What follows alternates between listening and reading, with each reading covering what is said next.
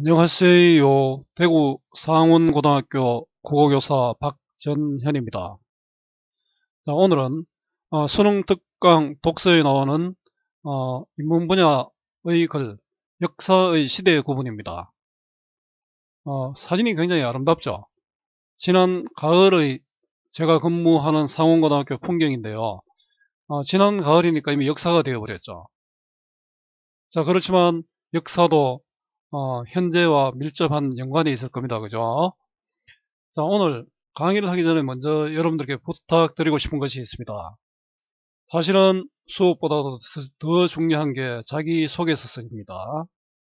자, 그리고 아무리 많은 활동을 해도 그게 생활기록부에 기록이 되어야 되겠죠. 자, 교과 세부능력 특기사항입니다. 이 자료를 선생님 링크 해두었는데요. 꼭 봤으면 좋겠습니다. 자, 오늘 역사 시대 구분을 이야기하면서 독해 비법은 있을까라는 이 문제에 대해서 이야기도 한번 같이 해 보겠습니다. 올해는 1학년이나 2학년 수업을 하고 싶었는데 고3 수업을 맡았습니다. 그것도 비문학 독해네요. 사실 비문학 독해는 쉽지 않은 내용입니다. 오타가 있네요.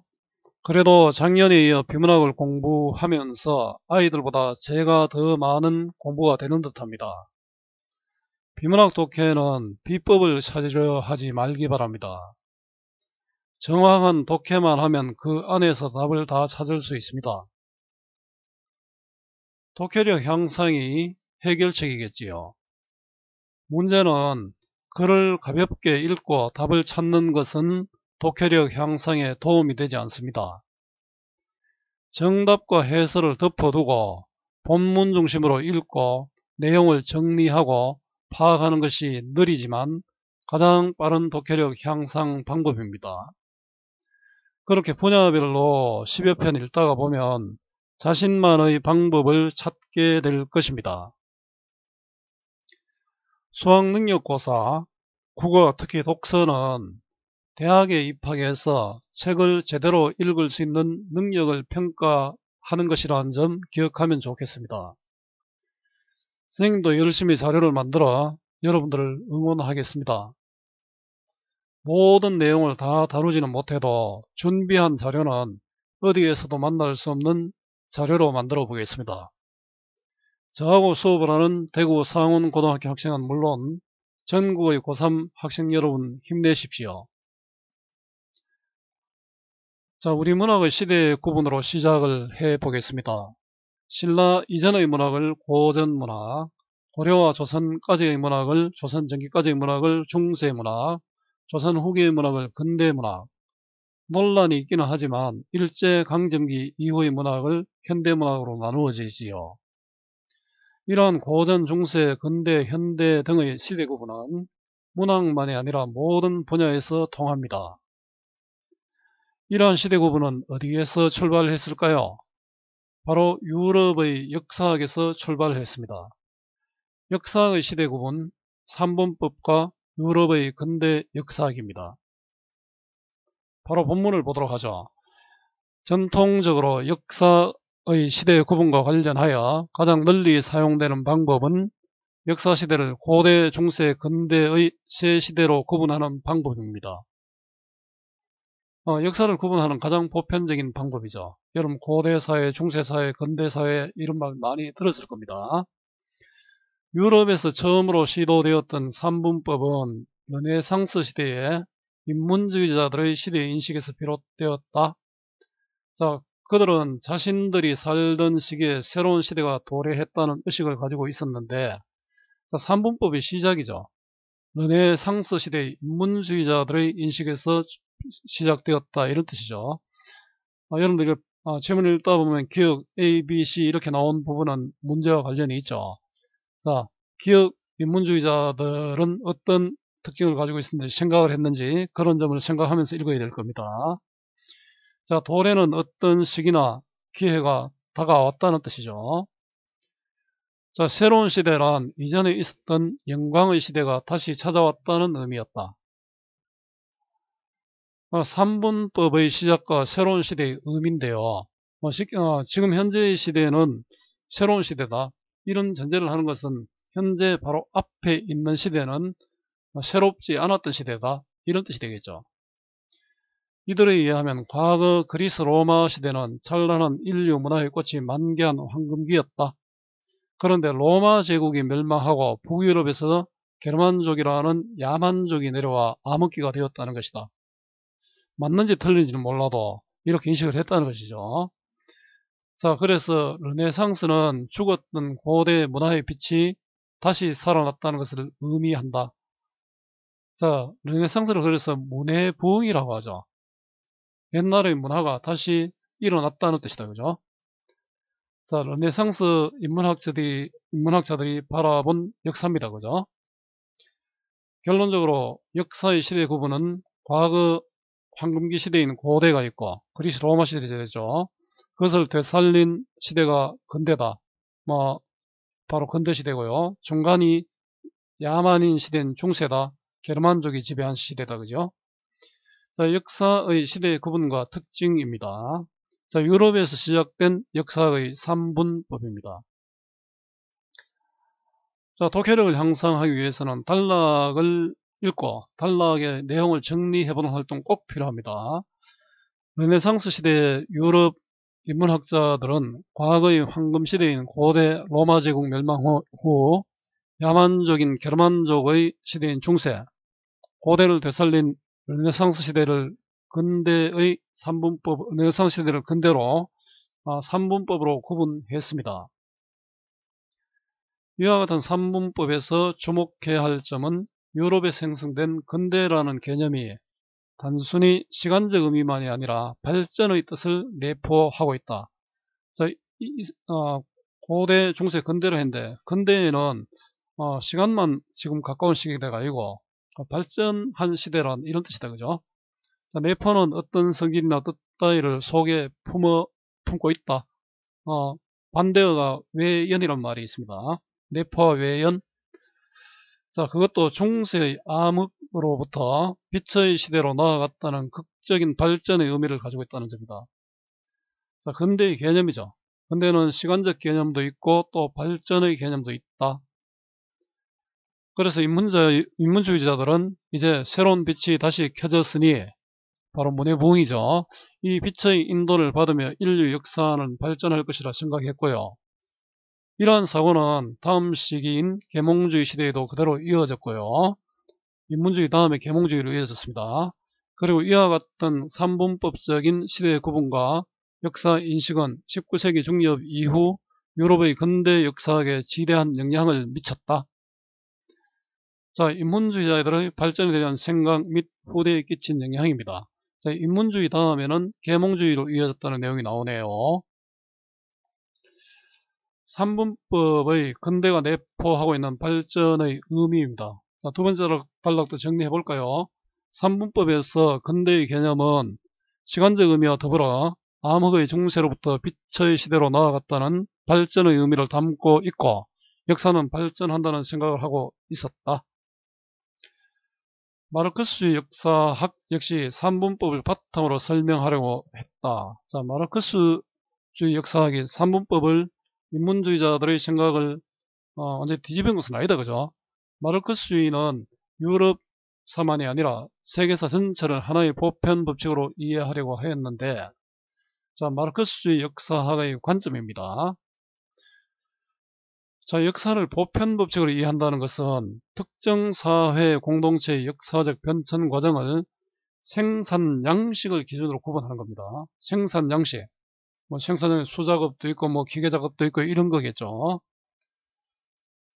자, 그래서 마르크스주의 역사학에서는 인류의 역사를 물질적 생산력의 발전 과정이라고 생각하고 생산 양식을 기준으로 산분법의 역사 시대 구분인 고대, 중세, 근대를 그대로 가져왔죠. 이어받았지만 노예제 사회, 그 다음에 봉건제 사회, 자본제 사회로 규정했습니다.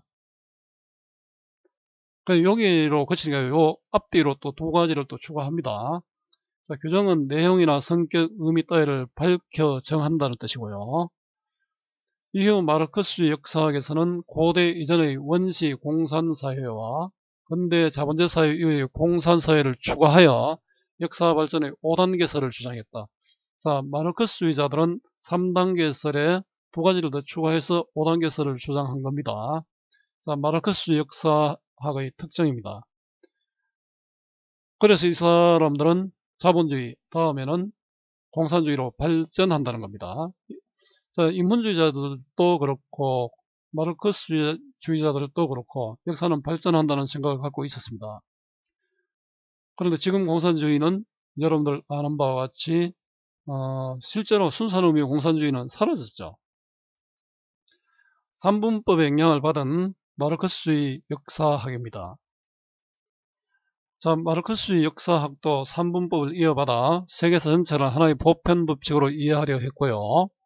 마르크스주의는 인류의 역사를 물질적 생산력의 발전 과정이라 보고 고대를 노예제 사회, 중세를 봉건적 사회, 근대를 자본주의로 규정하고 고대 사회 이전을 원시 공산사회, 자본주의 이후를 공산사회로 추가하여 5단계설을 주장했습니다. 역사 발전의 5단계설에는 역사가 반드시 정해진 발전 단계를 거치는 것이라는 전제가 반영되어 있다. 자, 이러한 전제를 소위 단계설이라 합니다. 역사가 정해진 단계를 거쳐 발전한다는 전제죠. 그 자본주의가 망하면 공산주의가 온다 이렇게 주장을 한 거죠. 단계설에서는 역사의 시대의 구분이란 역사 시대를 몇 토막으로 나누는 것이 아니라 역사 시대를 질적으로 완전히 다른 시대로 구분한다는 것이다. 예를 들면은 자본주의와 공산주의는 그 뭐 시대가 시간만 바뀐 게 아니고 완전히 달라졌다 이런 뜻이겠죠. 각 시대를 단계적으로 이행하는 것은 역사적인 필연이라 생각했다. 자, 각 시대를 자본주의에서 공산주의로 가는 것은 반드시 필연이다. 자, 그래서 자본주의 다음은 공산주의라고 이야기를 했죠. 그리고 이러한 역사 발전의 단계를 바탕으로 현재에 대한 평가와 미래에 대한 전망을 이끌어낼 수 있으며 그래서 현재를 어떻게 평가했고 미래는 이렇게 될 것이다 라고 주장을 할 수 있었죠. 역사의 시대 구분 방식도 유럽뿐만 아니라 전 세계에 보편적으로 적용될 수 있다고 보았습니다. 마르크스주의자들의 단계설의 특징이다. 그죠? 자, 그런데 잘못된 전제는 문제를 유발할 수 있겠죠. 여러분들도 어떤 문제를 해결할 때 전제가 잘못되어 버리면 해결하기 어렵죠. 자, 역사학의 단계설과 역사의 시대 구분입니다. 역사 발전의 5단계설은 역사의 시대를 질적으로 완전히 다른 시대로 구분하여 역사는 발전한다고 생각했고 세계사에서도 보편적으로 적용할 수 있다고 생각했습니다. 그러나 마르크스주의 역사학과 단계설의 영향을 받은 유럽의 근대 역사학은 유럽의 역사 발전 과정을 바탕으로 전 세계의 보편적인 역사 발전 과정을 설명하려 했기 때문에 이게 원인이죠.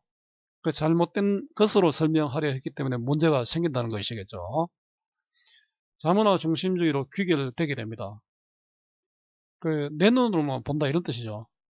유럽과 다른 역사적 발전 과정을 거친 비서구권의 역사를 올바로 조명하지 못하고 비정상적인 혹은 시대에 역행하는 사회로 치부하기도 했다.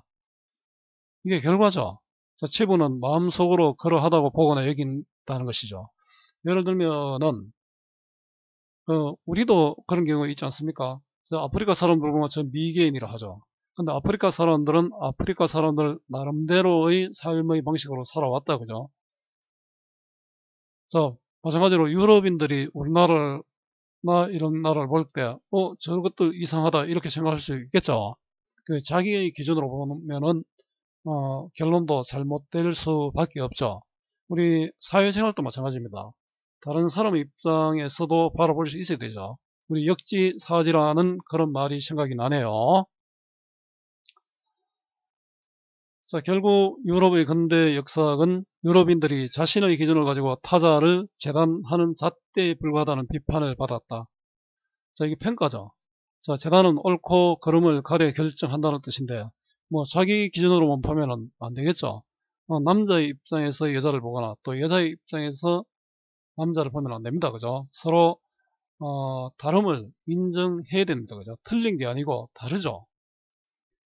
자, 마르크스 역사학과 단계설의 영향을 받은 유럽의 근대 역사학과 또 그 한계입니다. 세상에 보면 완벽한 것이란 없는 것 같습니다. 유럽의 역사를 바탕으로 전 세계 역사를 설명하는 데서 자문화 중심주의로 귀결되고 그로 인해 자신의 기준으로 타자를 재단하는 한계를 가지게 된다는 것입니다.